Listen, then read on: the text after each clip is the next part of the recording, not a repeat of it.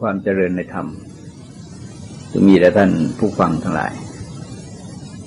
เสียงธรรมจากมหาวิทยาลัยศรีปทุมในวันนี้จะนำเสนอประเด็นหลักในพระพุทธศาสนาประเด็นหนึ่ง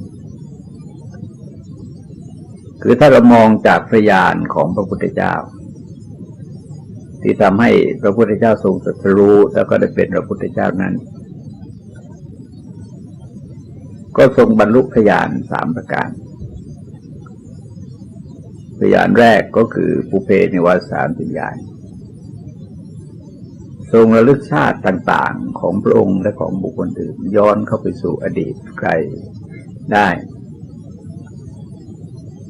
มันก็แสดงถึงความมีอยู่แห่งสังสารวัฏหรือสมมติปัจจุบันที่เขาพูดบนชีวิตหลังตายข้อที่สองเรียกว่าจุตูปาตญาณบ้างเรียกว่าทิพจักษุบ้างแต่ในกรณีที่เป็นการดูกรรมหรือความแตกต่างของคนของสัตว์ทั้งหลายนั้นก็จะเรียกว่าจุตูปปาตญาณแปลว่าพระปรีชาญาณอย่างรู้การจุติและการเกิดของสัตว์ทั้งหลายว่าเป็นไปเพราะกรรมอะไร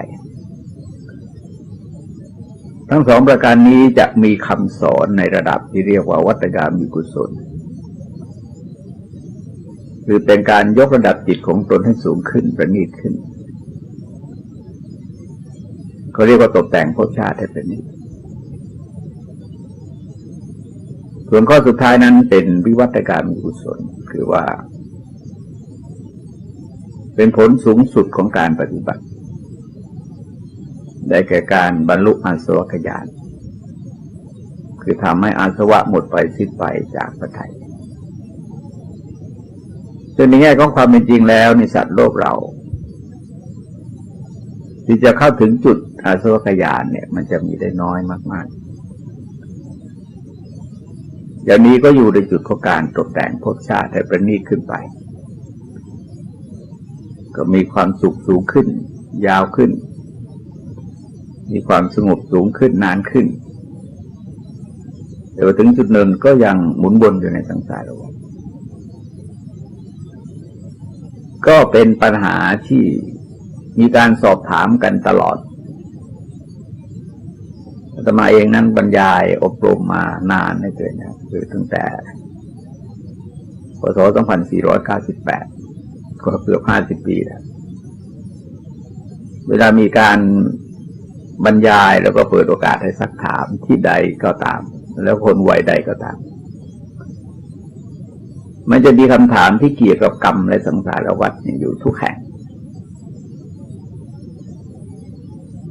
เรื่องนี้ก็เป็นปัญหาที่เก็บสะสมเอาไว้ก็เลยนำมาบรรยายในที่นี้ในประเด็นว่าชีวิตนี้ใครลิขิตก็เพื่อศึกษาหลักการของชีวิตความเป็นมาของชีวิตเงื่อนไขปัจจัยของความมีชีวิตต่างๆว่าในพระพุทธศาสนานั้นพระพุทธเจ้าทรงแสดงไว้อย่างไรเป็นการนำข้อความเหล่านั้นมาจากหลักคำสอนของพระพุทธเจ้าหรือการอธิบายของพระอัฏฐกถาจารย์เราจะพบว่าเรื่องของชีวิตนั้นเป็นปัญหาที่มีการถกเถียงและศึกษาสอบสวนกันอยู่เป็นนั้นมากแต่ก็ยังหาข้อยุติไม่ได้ว่าชีวิตที่แท้จริงเนี่ยคืออะไรกันแน่แต่ถ้าหากว่าเรามองจากหลักที่พระพุทธเจ้าได้ทรงแสดงเอาไว้ก็จะพบว่า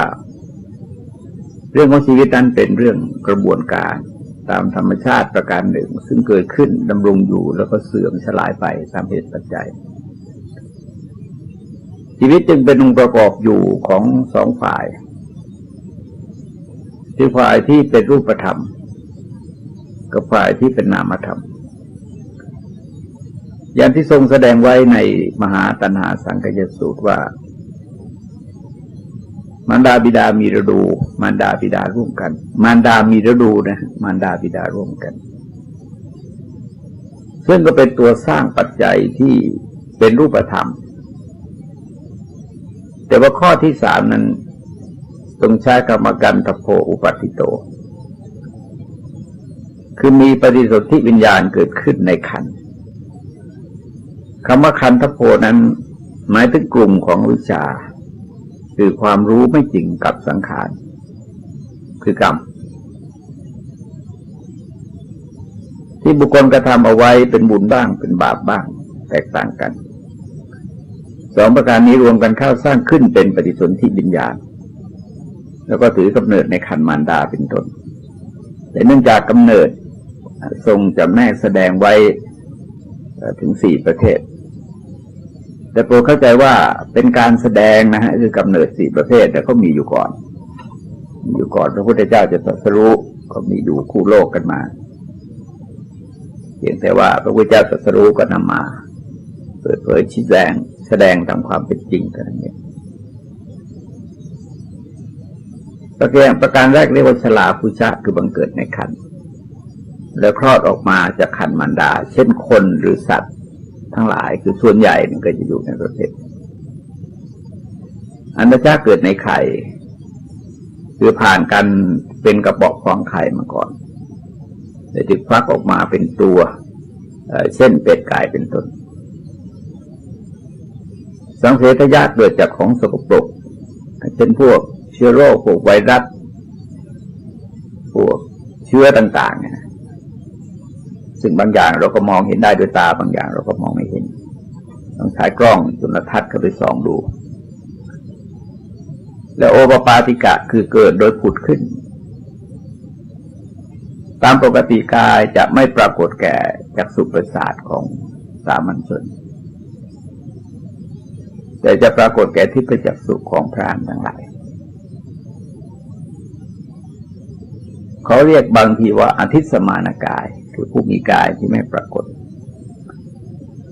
หมายความว่าไม่ปรากฏแก่จักษุประสาทไม่ได้หมายความว่าไม่มีกายเพราะตัวนี้ก็ได้แก่พวกเปรตพวกสัตว์นรกพวกเทวดาพวกพรหมก็สรุปว่านอกจากมนุษย์กษัตริย์เดรัจฉานแล้วก็จะอยู่ในกลุ่มของโอปปาติกะเพราะโอปปาติกะที่จริงจะมากกันนะฮะจะมากแต่ถ้านับจำนวนตัวเล็กตัวน้อยก็พวกที่เกิดในสิ่งสกปรกก็เยอะนะฮะพวกเกิดในไข่ก็เยอะพวกนี้บางทีจึงเรียกว่าอาทิสมานกายแปลพวกที่มีกายที่ไม่ปรากฏแก่ตาเนื้อประเด็นของปัญหาก็ควรจะแคบลงมาเพราะเรื่องของชีวิตมนุษย์เนี่ยเมื่อเรามองจากสายของปัจจัยการคือปฏิจจสมุปบาทที่ทรงแสดงกระบวนการของชีวิตไว้ว่าเมื่อมีอวิชชาก็จะเป็นปัจจัยเกิดสังขารเมื่อมีสังขารก็จะเป็นปัจจัยเกิดวิญญาณเมื่อมีวิญญาณก็จะเป็นปัจจัยเกิดนามรูปเมื่อนามรูปเหล่านั้นเจริญเติบโตขึ้นเต็มที่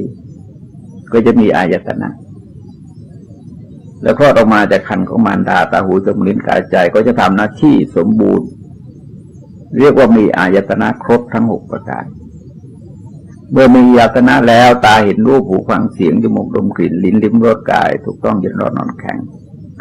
ใจสึกนึกถึงอารมณ์ก็เกิดเป็นผัสสะคือการกระทบเมื่อกระทบก็จะเกิดความรู้สึกชอบหรือรู้สึกไม่ชอบหรือรู้สึกเฉยๆก็จะกลายเป็นเวทนาที่แปลว่าความเสวยอารมณ์เพราะเวทนามันออกมาจากการกำหนดอารมณ์ที่เราพอใจเราก็เป็นสุขเวทนาไม่พอใจก็เป็นทุกขเวทนาเฉยๆก็เป็นอทุกขมสุขเวทนาคือไม่สุขไม่ทุกข์ไม่ทุกข์เมื่อเวทนาก็จะมีตัณหาคืออยากในส่วนของความสุขได้เพิ่มสุขขึ้นแม้แต่ความอยากต้องการใจพ้นทุกข์ผิดหรือว่าทุกข์พินาศไปหรือเสื่อมสลายไปก็กลายเป็นอาการของตัณหานั่นก็คือสิ่งที่เราเรียกว่าวิภวตัณหาไม่ต้องการได้ไม่ต้องการมีไม่ต้องการเป็นไม่ต้องการเกี่ยวข้องยุ่งเกี่ยวเมื่อมีตัณหาก็จะเกิดเป็นอุปาทานตามความยึดมั่นถือมั่นของบุคคล เมื่อมีอุปาทานก็จะเป็นปัจจัยนำไปสู่ภพคือการเกิดในสถานที่ต่างๆสรุปแล้วก็คือการมาพบรูปภพกับรูปภพซึ่งอาจจะเป็นการกระทำสิ่งที่เป็นบุญเป็นบาปก็จะนำไปสู่ภพหรือกำเนิดต่างๆใหม่ก็กลายเป็นชาติคือความเกิดต้องเกิดใหม่ครั้งหนึ่งก็หมุนวนกันอยู่อย่างนี้แม้ที่จะมีการแสดงเรื่องความเป็นมาของชีวิตแตกต่างกันโดยพื้นฐานทางการศึกษาค้นคว้าของบุคคลทั้งหลายก็ตามแต่เมื่อเรามองจากหลักของปฏิจจสมุปบาทหรือปัจจัยการ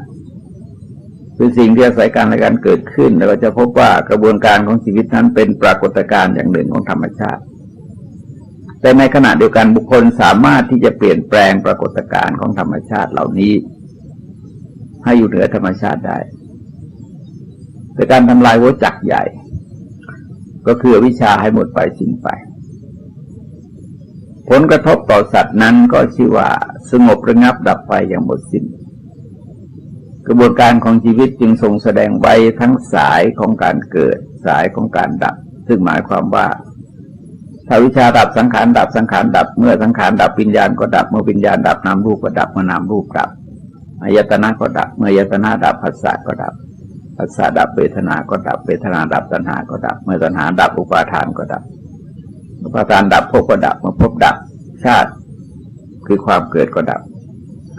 เมื่อไม่มีความเกิดความแก่ความเจ็บความตายมันก็ไม่มีเป็นต้นเนี่ยก็จะไม่มีการหมุนเวียนของชีวิตก็ยุติเพราะฉะนั้นเวลาแสดงสถานะของพระพุทธเจ้าทรงแสดงไว้อย่างชัดเจนว่าการหลุดพ้นนี้ไม่กำเริบชาตินี้เป็นชาติสุดท้ายพบใหม่สำหรับพระองค์เนี่ยไม่มีอีกต่อไปแล้วซึ่งก็หมายความมาพุทธะทั้งหลายทั้งอรหันตสัมมาสัมพุทธะปัจเจกพุทธะสาวกพุทธะเนี่ยเมื่อนิพพานแล้วก็ชื่อว่าดับไปเลย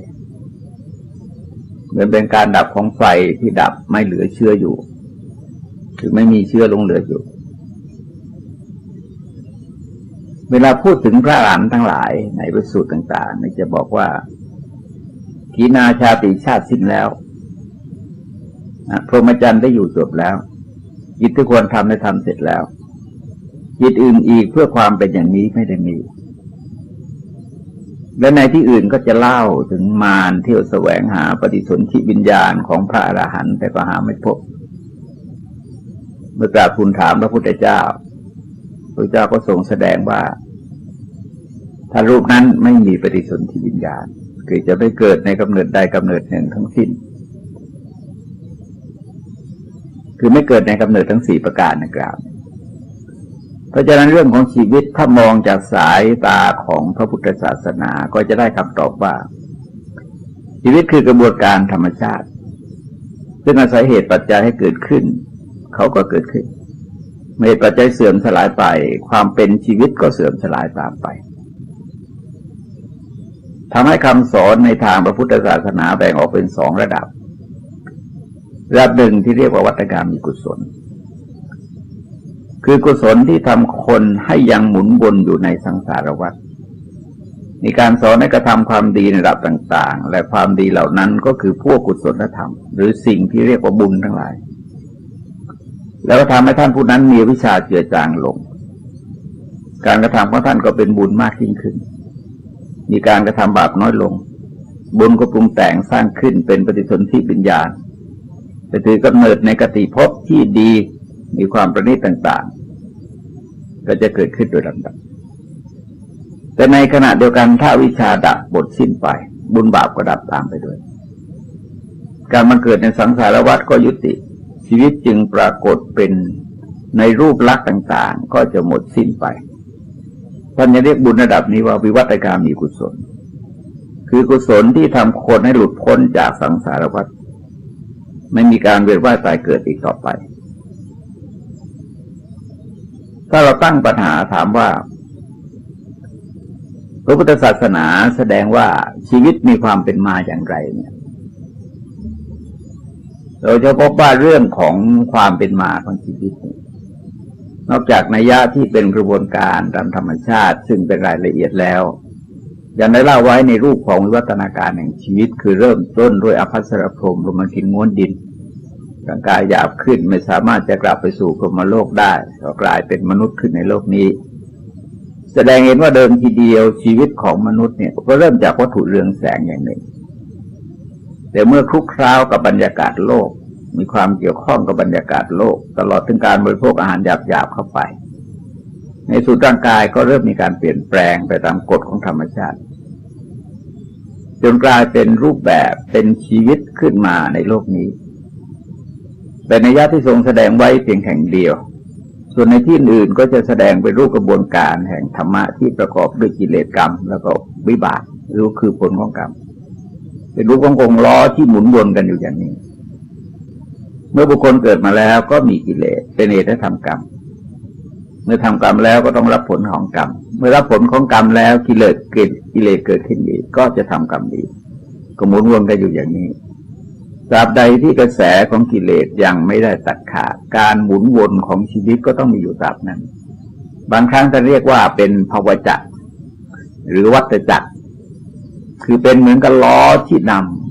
ำไปสู่ภพต่างๆหยาบบ้างกลางบ้างละเอียดบ้างก็ตามแต่กรรมที่เป็นตัวจำแนกแบ่งแยกให้คนเลวและ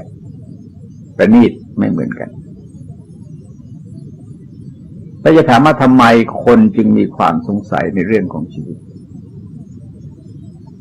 ข้อนี้สืบเนื่องมาจากชีวิตของบุคคลเนี่ยเกิดขึ้นมาจากอวิชชาดังกล่าวอวิชชานั้นเป็นรากเหง้าของบรรดาสัพพกิเลสทั้งหลายไม่ว่าจะเรียกชื่ออย่างไงก็ตามอาการอย่างหนึ่งของอวิชชาก็คือความเครือบแคลงสงสัยหรือความฟุ้งซ่านนะฮะ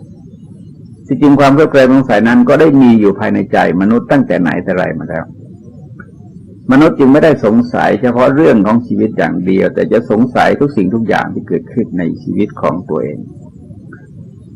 ข้อนี้ผมสังเกตว่าอะไรก็ตามที่เราสัมผัสครั้งแรกคือได้เห็นได้ยินได้สูดดมได้ลิ้มได้จับต้องในครั้งแรกเนี่ยจะเริ่มต้นจากความไม่รู้ก่อนจากนั้นก็จะหาวิธีพิสูจน์ทดสอบด้วยประการต่างๆอาการเหล่านี้เราสามารถสังเกตได้แม้ในสัตว์เดรัจฉานทั้งหลายซึ่งจะเริ่มต้นด้วยความไม่รู้และจะนำไปสู่ความเครือบแคลงสงสัยใครจะรู้ใครจะเข้าใจในสิ่งเหล่านั้นจนเพียรพยายามที่จะพิสูจน์ด้วยวิธีการต่างๆตราบใดที่ยังพิสูจน์ไม่ได้ความเครือบแคลงสงสัยก็ย่อมจะมีอยู่ภายในใจตราบนั้นฉะนั้นปัญหาเรื่องของชีวิตจึงมีอยู่เสมอท่านจึงแสดงความสงสัยในจิตใจของมนุษย์ว่ามีอยู่ในการทั้งสามดังข้อความที่ปรากฏในพระคัมภีร์วิสุทธิมรรคเป็นใจความว่ามนุษย์ได้แสดงความสงสัยในเรื่องของอดีตว่าในอดีตการนานไกลเราได้เคยเกิดมาแล้วหรือไม่หรือว่าเราไม่ได้เคยเกิดมาถ้าเราเกิดเนี่ยเราเกิดเป็นอะไรเกิดมาแล้วมีความสุขมีความทุกข์อย่างไรและตายจากนั้นไปแล้วเราเกิดเป็นอะไรและต่อไปได้เป็นอะไรอีกเป็นต้นเราก็สงสัยหมดทั้งอดีตทั้งอนาคตทั้งปัจจุบันซึ่งแสดงเห็นว่าความเครือบแคลงสงสัยในลักษณะนี้แต่บางกรณีก็ไม่ได้ทิ้งช่วงยาวขนาดนั้นซึ่งเราจะสังเกตได้ที่บุคคลไปหาหมอดูให้ทำนายถ่ายทักโชคชะตาราศีของตนเองแต่ก่อนที่จะสอบถามปัจจุบันคนก็จะสอบถามในเรื่องอดีตแต่ลักษณะคล้ายๆกับต้องการจะพิสูจน์ทดสอบว่าหมอดูนี่ทำนายถ่ายทักเรื่องเหล่านี้ได้แม่นหรือไม่จึงเอาอดีตมาทดสอบถามดูถ้าหมอดูสามารถทายอดีตได้ถูกต้องก็จะเป็นการเพิ่มพูนศรัทธาให้เกิดขึ้นภายในจิตใจของคนที่ไปถามแล้วก็จากนั้นก็จะถามในเรื่องปัจจุบันแล้วก็ถามเรื่องอนาคตเหล่านี้ซึ่งเราจะเห็นว่าความเครือบแคลงสงสัยในลักษณะเหล่านี้ก็จะออกมาเช่นปรากฏว่าเราเป็นใครเรามาจากไหนนี้เป็นเราหรือเปล่าเรานี้เป็นสัตว์มาจากไหนแต่ก่อนเรามาสู่โลกนี้เรามาจากไหนต่อไปเราจะไปไหนเนี่ยก็ถามไปเรื่อยๆข้องใจสงสัยกันไปเรื่อยๆมันก็เหมือนกับ ที่เราถามในชีวิตประจำวันความคิดเหล่านี้เมื่อบีบช่วงสั้นข้าว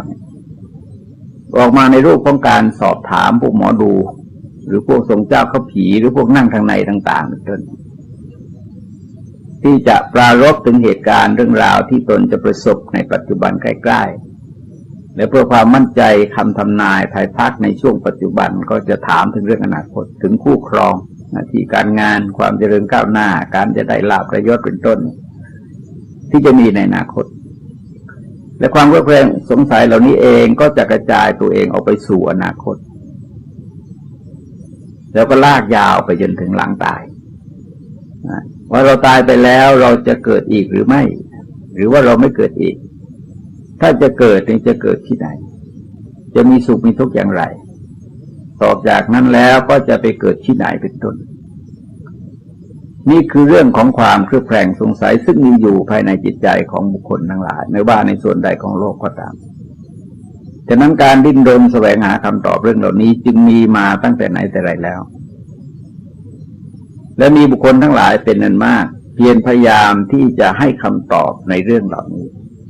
ก็นี้ผมสังเกตว่าเมื่อมีปัญหาอย่างใดอย่างหนึ่งเกิดขึ้นในชีวิตของบุคคลเราสอบถามบุคคลทั้งหลายว่าทำไมจึงเป็นเช่นนั้นปัญหาก็จะกลับไปอยู่ที่ว่าเรามาถามใครคนนั้นมีพื้นฐานความรู้ความเชื่อในเรื่องเหล่านั้นอย่างไรเขาก็จะตอบไปตามศรัทธาในความเชื่อของเขาหากว่าถามคนที่มีพื้นฐานความเชื่อในแนวของจีนโบราณก็จะบอกว่าเป็นเรื่องของฟ้าดินท่านกำหนดเอาไว้ให้เป็นเช่นนั้นไม่มีใครสามารถที่จะฝ่าฝืนหรือขัดขืนองค์การของฟ้าได้และไม่มีใครจะเปิดเผยองค์การของฟ้าได้เพราะฟ้าได้กำหนดมาให้เป็นเช่นนั้นแต่ถ้าถามพวกหมอดูก็อาจจะบอกว่าดาวนั้นทับดาวนั้นดาวนั้นเล็งดาวนั้นเป็นเหตุการณ์เช่นนั้นจึงได้เกิดขึ้นวิธีแก้ไขก็จะว่ากันไปตามความเชื่อถือซึ่งข้อจริงหมอดูเองก็ดูไม่ตรงกันเราสามารถพิสูจน์ทดสอบได้นะฮะถ้าเราถามเรื่องเดียวกันจะดูหลายๆหมอเนี่ยก็เราจะเห็นว่าไม่ตรงกันครับเพราะอะไรหมอดูก็มีความไม่รู้อยู่เหมือนกันถ้าถามคนที่นับถือศาสนาที่มีพระเจ้าสูงสุดมีสิ่งสูงสุดก็จะบอกว่าชีวิตทั้งหลายนั้นพรหมได้ลิขิตเอาไว้แล้วไม่มีใครจะฝ่าฝืนพรหมลิขิตได้แต่บางคนก็อาจจะบอกว่าเป็นพระประสงค์ของพระผู้เป็นเจ้าหรือพระผู้เป็นเจ้าต้องการจะทดลองใจมนุษย์หรือเป็นการลงโทษของพระผู้เป็นเจ้าเป็นต้นซึ่งคำตอบในลักษณะนี้แม้ในปัจจุบันก็สามารถหาได้ในที่ทั่วไปถ้าไปถามคนที่มีพื้นในเรื่องเหล่านี้เขาก็จะตอบตามพื้นฐานความเชื่อถือของเขาแน่นอนในแง่ของความเป็นจริงบางอย่างก็อาจจะฟังได้ในบางระดับแต่ถ้ามองจากหลักของพระพุทธศาสนาแล้วพระพุทธศาสนาแสดงว่าสิ่งทั้งปวงนั้นเกิดมาจากเหตุเพราะฉะนั้นความสุขความทุกข์ที่เกิดขึ้นในชีวิตของคนเราเป็นเพียงผลเหล่านั้นต้องเกิดมาจากเหตุที่ท่านเรียกรวมว่ากรรมหมายถึงเจตนาคือความจงใจที่บุคคลได้กระทำลงไปทางกายก็ตามทางวาจาก็ตามทางใจก็ตามเมื่อถึงจุดหนึ่งผลจากกรรมเหล่านั้นก็จะเกิดขึ้นคำตอบเกี่ยวกับชีวิตก่อนอุบัติเหตุก่อนการอุบัตินะฮะก่อนการอุบัติของพระพุทธเจ้าหรือการบังเกิดของพระพุทธศาสนาแต่ถ้าเรามองจากสังคมอารยันคือมองที่ชมพูทวีปเราจะเห็นว่าปัญหาเรื่องนี้มีการเผยแพร่สั่งสอนกันก่อนการอุบัติของพระพุทธศาสนาเมื่อกล่าวโดยสรุปแล้วคนในสมัยนั้นเชื่อว่าเดิมทีเดียวนั้นโลกไม่ได้มีชีวิตมีแต่กลุ่มพลังงานกับกลุ่มสสารมีสองกลุ่มพลังงานนั้นมีลักษณะคล้ายๆกับเป็นวิญญาณสากลคือเป็นที่รวมของสรรพวิญญาณทั้งหลายเรียกชื่อว่าปรมาตมันบ้างปุรุษะบ้างมหาตมันบ้างพวกกลุ่มนี้มีความรู้สึกนึกคิดมีสติปัญญามีความรักมีความชังเมื่อก่อนก็ล่องลอยอยู่ในเป็นเอกเทศต่อมาก็มาเจอกับกลุ่มที่เป็นรูปวัตถุซึ่งท่านเรียกว่าประกฤติกลุ่มปรมาตมันก็เกิดพอใจกำหนัดยินดีในกลุ่มของประกฤติจึงกลายเป็นสรรพชีวิตต่างๆบังเกิดขึ้นในโลก และในการต่อมาก็ได้มีการแสดงถึงพวกปรมาตมันหรือปุรุษะหรือมหาตมัน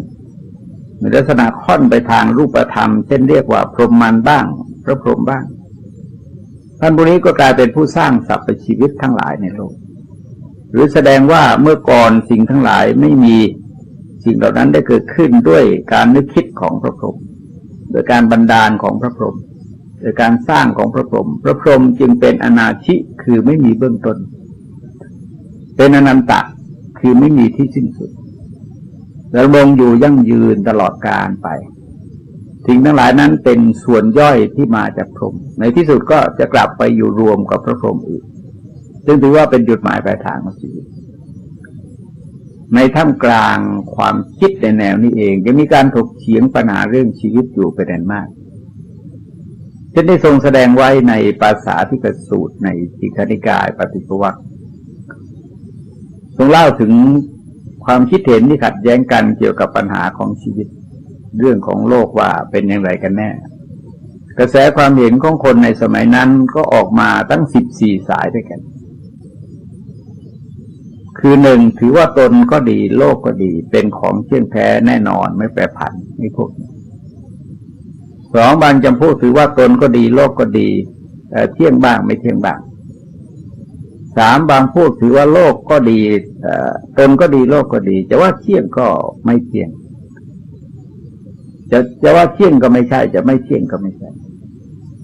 บางจำพวกถือว่าตนก็ดีโลกก็ดีตนตกแต่งผู้อื่นจะได้ตกแต่งหาไม่ได้ห้าบางจำพวกถือว่าตนก็ดีโลกก็ดีผู้อื่นตกแต่งตนจะได้ตกแต่งหาไม่ได้บางจำพวกถือว่าตนก็ดีโลกก็ดีตนตกแต่งบ้างผู้อื่นตกแต่งบ้างบางจำพวกถือว่าตนก็ดีโลกก็ดีตนไม่ได้ตกแต่งผู้อื่นก็ไม่ได้ตกแต่งแล้วก็ตอกย้ำว่าเห็นอย่างนี้แลถูกเป็นอย่างอื่นไม่ถูกเห็นอย่างนี้แลจริงเห็นอย่างอื่นเปล่าหาจริงไม่ถึงหมายความทุกกลุ่มนะที่จะย้ำมันก็กลายเป็นพวกทิฏฐิเป็นอาการของสักยทิฏฐินะเป็นทิฏฐุปาทาน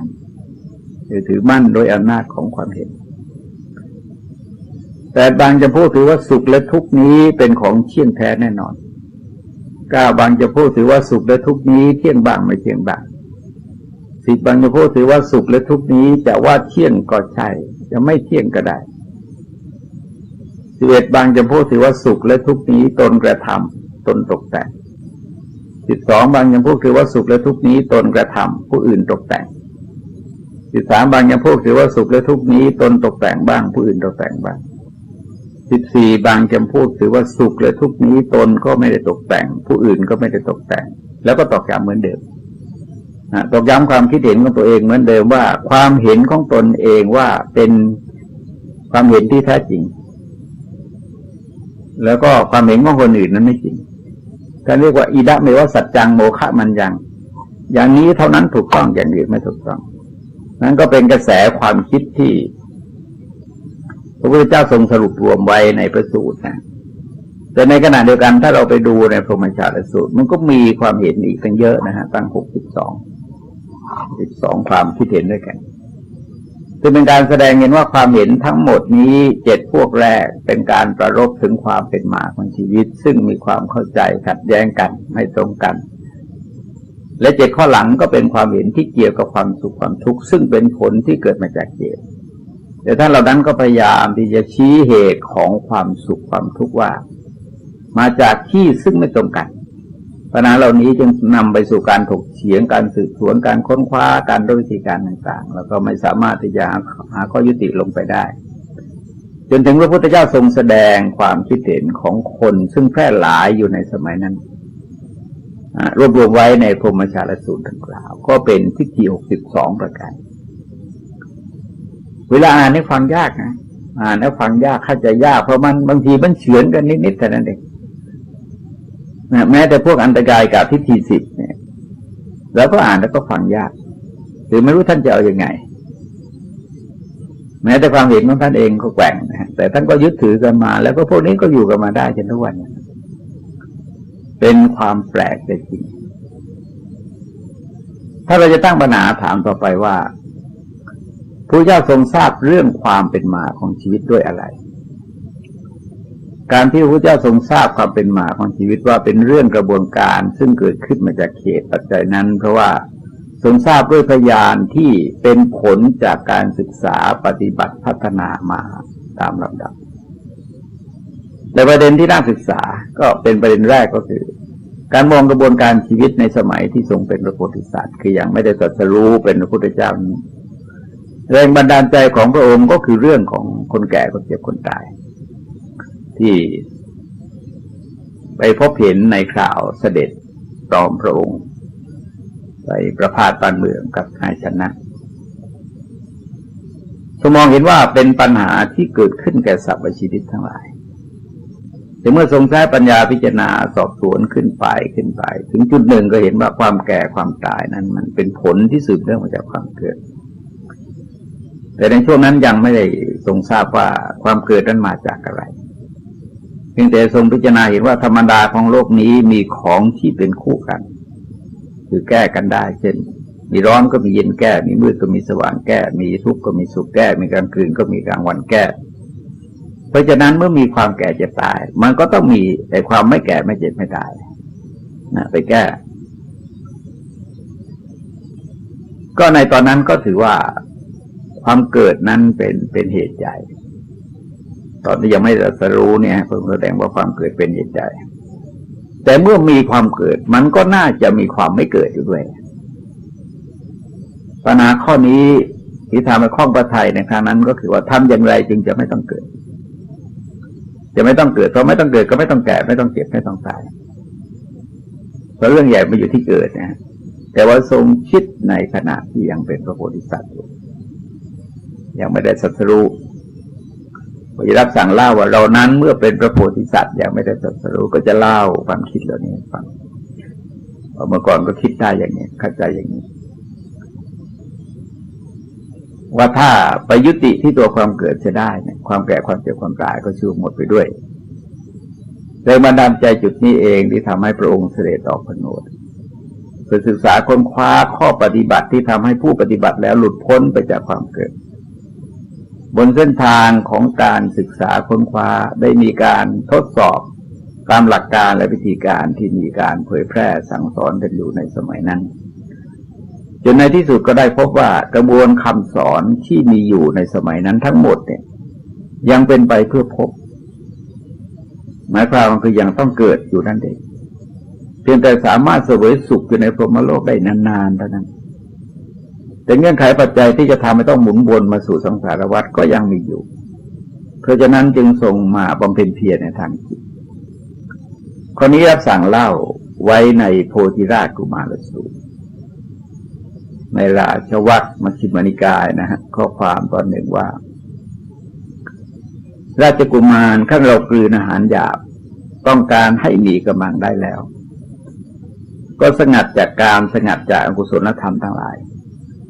จึงบรรลุฌานที่หนึ่งมีวิตกวิจารปีติสุขอันเกิดแต่วิเวกแล้วพอสงบวิตกวิจารเสียได้จึงบรรลุฌานที่สองเป็นเครื่องผ่องใสภายในเป็นที่เกิดสมาธิแห่งใจมันมีวิตกวิจารมีแต่ปิติและสุขอันเกิดแต่สมาธิแล้วและอยู่เพราะความจางไปแห่งปิติความอยู่อุเบกขามีสติสัมปชัญญะเสวยสุขด้วยนามกายบรรลุฌานสามอันเป็นฌานที่พระพุทธเจ้ากล่าวว่าผู้ได้ฌานนี้เป็นผู้อยู่อุเบกขามีสติอยู่เป็นสุขพอละสุขและทุกข์เสียได้พอดับหายไปแห่งโทมนัสในการก่อนจึงได้บรรลุฌานที่สี่อันไม่มีทุกข์ไม่มีสุขมีแต่ความมีสติเป็นธรรมชาติที่บริสุทธิ์เพราะอุเบกขาแล้วและอยู่เรานั้นครั้นเมื่อตั้งมั่นบริสุทธิ์เมื่อจิตตั้งมั่นบริสุทธิ์ผ่องใสไม่มีกิเลสปราศจากกิเลสเป็นธรรมชาติอ่อนโยนควรแก่การงานถึงความไม่หวั่นไหวตั้งอยู่เช่นนี้แล้วแต่น้อมจิตไปเฉพาะต่อปุเบนิวาสานติยาเรานั้นระลึกถึงขันธ์ที่เคยอยู่ในภพก่อนได้หลายประการระลึกได้ชาติหนึ่งบ้างสองชาติบ้างก็ว่าไปเรื่อยนะยาวไปจนเป็นกลับเป็นโกรธคือนับกันไม่หวาดไม่ไหวก็ทรงใช้คำว่า สังวัตกับบ้างวิวัตกับบ้างแล้วก็รู้รายละเอียดในแต่ละภพแต่ละชาติว่า เราอยู่ในภพโน้นมีชื่ออย่างนั้นมีโคตรอย่างนั้นมีวรรณะอย่างนั้นมีอาหารอย่างนั้นเสวยทุกข์และสุขเช่นนั้นเช่นนั้นเมื่อยุสุดลงเท่านั้นขั้นจุติจากภพนั้นก็ได้บังเกิดในภพโน้นมีชื่อโคตรวรรณะอาหารอย่างนั้นอย่างนั้นเสวยทุกข์และสุขเท่านั้นมีอายุสุดลงเท่านั้นขั้นจุติจากภพนั้นแล้วก็มาบังเกิดในภพนี้เรานั้นระลึกถึงขันธ์ที่เคยอยู่อาศัยในภพก่อนได้หลายประการพร้อมทั้งอาการในลักษณะดังนี้ราชกุมารนี่เป็นวิชาที่หนึ่งที่เราได้บรรลุแล้วในยามแรกแห่งราศีอวิชชาถูกทำลายไปวิชาเกิดขึ้นแล้วความมืดถูกทำลายไปความสว่างเกิดขึ้นแล้วเช่นเดียวกับที่เกิดแก่ผู้ไม่ประมาทมีความเพียรเพราะบาปมีตนส่งไปแล้วและอยู่โดยชอบพยานข้อนี้ของพระพุทธเจ้าก็มีปรากฏแม้ในทศพลญาณ10แล้วก็วิชา8แล้วก็อภิญญา6เนี่ยจะปรากฏเหมือนกันซึ่งเนื้อหาแล้วก็เป็นอย่างเดียวกันข้อที่ควรศึกษาพิจารณาเป็นประเด็นสำคัญก็คือความรู้ระดับญาณ นั้นเป็นผลจากการปฏิบัติพัฒนาทางจิตที่ผ่านขั้นตอนมาโดยลำดับเพราะฉะนั้นความรู้ประเภทญาณจึงเป็นความรู้ที่ไม่วิปริตความจริงเป็นอย่างไรก็คงเป็นอย่างนั้นเพราะญาณจะเกิดขึ้นแก่บุคคลทั้งหลายได้นั้นก็ต่อเมื่อจิตของผู้นั้นไม่ได้เหมือนอย่างจิตของสามัญชนแต่เราก็สามารถตรวจสอบตัวเราได้ว่าทำไมญาณมันไม่เกิดแก่เราทำไมไปเกิดแก่คนอื่นคือท่านแสดงเอาไว้ว่าพวกญาณความรู้ระดับญาณนั้นจะไม่เกิดแก่บุคคลผู้มีศีลมีกายกรรมวจีกรรมมโนกรรมที่ไม่บริสุทธิ์หมายความรักษาศีล 5ก็ยังไม่ได้รักษากุศลบท10ยังไม่ได้อย่างเงี้ยไม่มีทางญาณจะเกิดได้ยังมีความหวั่นไหวไปตามอารมณ์ที่มากระทบจากภายนอกจะมีความกำหนัดจะมีความขัดเคืองจะมีความรุ่มหลงไปตามอำนาจของอารมณ์ที่มากระทบคนที่ปราศจากสติในอิริยาบถทั้งหลายมันมีสติสัมปชัญญะในอากัปกิริยาแห่งตนพอใจติดใจสยบอยู่ที่ความหรูหราฟุ่มเฟือยในการดำรงชีวิตและมีกิจการงานมากจิตถูกกลุ่มรุมด้วยอารมณ์ที่เกิดจากอกุศลวิตกและนิวรธรรมทั้ง5ประการห่างไกลจากฌานสมาบัติไม่ได้สัมผัสแม้เพียงความสงบจิตหมายความว่าขนาดสมาธิอ่อนๆสมาธิขนาดอุปจารสมาธิหรือแม้แต่คณิกะสมาธิเนี่ยก็ไม่มีข้อใดข้อหนึ่งนะเพียงข้อใดข้อหนึ่งก็ไม่สามารถที่จะให้ความรู้ระดับญาณเกิดขึ้นได้ดังนั้นบางเรื่องเราก็จำเป็นต้องใช้ความเชื่อเพราะว่าจะรอให้พิสูจน์ด้วยญาณอย่างนั้นนะมันก็โอกาสที่จะเป็นไปได้แต่มันยากเลยก็หมายความว่าบุคคลใดก็ตามที่ยังมีปัญหาในด้านจิตนะแม้แต่เพียงข้อเดียวในข้อใดข้อหนึ่งความรู้ระดับญาณจะเกิดขึ้นแก่บุคคลนั้นไม่ได้และท่านที่มีความรู้ระดับญาณมันเกิดขึ้นก็หมายความว่าจิตของท่านได้ผ่านขั้นตอนของการปฏิบัติมาจนจิตตั้งมั่นไม่หวั่นไหวไม่มีกิเลสปราศจากกิเลสเป็นจิตอ่อนพร้อมที่จะน้อมไปเพื่อรู้สิ่งที่ท่านมีความต้องการที่จะรู้หมายความว่ายืนในจุดเดียวกันยืนในจุดเดียวกันแล้วก็มองไปในด้านเดียวกันแล้วจะเห็นสิ่งเดียวกันแต่ถ้าไม่ไปยืนอยู่ในจุดเดียวกันเราก็ไม่สามารถที่จะไปรู้เห็นให้เหมือนกันได้นั้นสภาพจิตเนี่ยจึงกลายเป็นเรื่องใหญ่อย่างในกรณีนี้แสดงว่าพระพุทธเจ้าของเราเนี่ยได้บรรลุพญาณเมื่อทรงพัฒนาพระทัยที่ผ่านการปฏิบัติมาโดยลำดับดังกล่าวญาณคือความรู้ก็เกิดผุดขึ้นพร้อมกับการหมดไปแห่งอวิชชาคือความไม่รู้ในส่วนที่เกี่ยวข้องกับชีวิตอดีตของพระองค์จึงทรงใช้คำว่าวิชาเกิดขึ้นอวิชชาดับไปเหมือนอะไรเหมือนแสงสว่างเกิดขึ้นแล้วความมืดหายไปฉะนั้น นั่นเป็นการแสดงว่าชีวิตของบุคคลแต่ละคนนั้นได้ผ่านการเกิดมาเป็นอันมากที่ท่านเรียกว่าสังสารวัฏคือหมุนวนกันจนหาจุดที่สิ้นสุดไม่ได้และตราบใดที่ยังมีกิเลสอยู่การทำกรรมก็ต้องมีอยู่เมื่อการทำกรรมมีอยู่การได้รับผลของกรรมก็ต้องมีอยู่เมื่อมีกิเลสเกิดขึ้นอีกก็ทำกรรมอีกในที่สุดก็ต้องหมุนวนในลักษณะนี้เหตุนั้นเมื่อพระพุทธเจ้าตรัสรู้ทรงพิจารณาถึงพยานของพระองค์ที่ย้อนไปโดยละเอียดพิสดารแล้วก็ทรงเปล่งพระพุทธพจน์ที่เราเรียกว่าเป็นปฐมพุทธพจน์คือรับสั่งขึ้นเป็นครั้งแรกหลังจากได้ตรัสรู้ว่าเราเมื่อแสวงหาช่างผู้ทำเรือนคืออัตภาพเมื่อไม่พบก็ได้ท่องเที่ยวไปแล้วสิ้นสงสารนับด้วยชาติมิใช่น้อยความเกิดบ่อยๆนี่เป็นทุกข์ดูก่อนในช่างผู้ทำเรือนคืออัตภาพบัดนี้เราพบท่านแล้วท่านจะทำเรือนคืออัตภาพของเราอีกไม่ได้โครงบ้านของท่านทั้งหลายเราทำลายแล้วยอดแห่งเรือนคือวิชาเรารื้อแล้วจิตของเราถึงพระนิพพานแล้วเพราะเราได้บรรลุธรรมเป็นที่สิ้นตัณหาทั้งหลายแล้วนั้นเราถือว่าเป็นปฐมพุทธพจน์นะคือเป็นพุทธพจน์ที่รับสั่งในครั้งแรกและการเกิดขึ้นของชีวิตจากผลแห่งความรู้ด้วยพยานของพระพุทธเจ้าเป็นการชี้เห็นว่าปัจจัยสำคัญที่นำไปสู่การหมุนวนในสังสารวัฏก็คือเรื่องของกิเลสกับกรรมเป็นตัวสำคัญตราบใดที่กิเลสและกรรมยังมีอยู่ตราบนั้นการเกิดก็ต้องมีอยู่ร่ำไปสำหรับพระพุทธเจ้าสำหรับพระอรหันต์ทั้งหลายท่านได้ตัดกิเลสออกไปจากจิตใจอย่างสิ้นเชิงแล้วโดยการบรรลุพระญาณที่เรียกว่าอาสวัคญาณทำให้พระองค์หลุดพ้นจากการหมุนวนในสังสารวัฏที่ได้รับสั่งแก่ท่านปัญจวัคคีย์ว่าญาณได้บังเกิดขึ้นแล้วแก่เราว่าการหลุดพ้นนี้ไม่กำเริบชาตินี้เป็นชาติสุดท้ายพบใหม่ไม่ได้มีอีกต่อไปดังที่กล่าวไว้ในตอนต้นท่านฟังทั้งหลายเสียงธรรมจากมหาวิทยาลัยศรีปทุมในวันนี้ขอยุติไว้ด้วยเวลาเพียงเท่านี้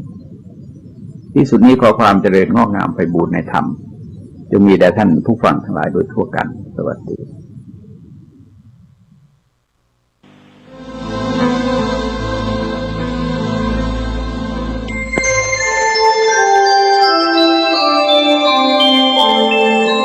ขณะนี้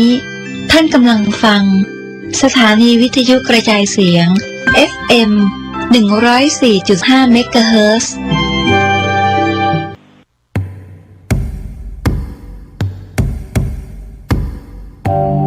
ประชาชนชาวเชียงใหม่ที่เคารพทุกท่านบัดเดี๋ยวนี้จังหวัดเชียงใหม่กำลังเผชิญกับปัญหาหมอกควันและฝุ่นละออง PM 2.5 ที่ส่งผลกระทบต่อสุขภาพของประชาชนอย่างรุนแรงสาเหตุหลักมาจากการเผาในที่โล่งด้วยเหตุนี้จึงขอความร่วมมือจากพี่น้องประชาชนทุกท่านงดการเผาในที่โล่งทุกชนิดตั้งแต่วันที่ 1 มกราคมถึง 15 พฤษภาคม 2568 หากมีความจำเป็นต้องเผาอย่างยิ่งต้องลงทะเบียนผ่านระบบไฟล์ดีที่องค์กรปกครองส่วนท้องถิ่นก่อนหากพบเห็นการเผาในที่โล่งสามารถแจ้งได้ที่สายด่วน 191 หรือ 053-112-808 ตลอด 24 ชั่วโมงมาร่วมกันแก้ไขปัญหามลพิษต่างอากาศและสร้างเชียงใหม่ให้เป็นเมืองที่น่าอยู่ด้วยความปรารถนาดีจากสมาคมวิชาชีพวิทยุโทรทัศน์ภาคประชาชนเชียงใหม่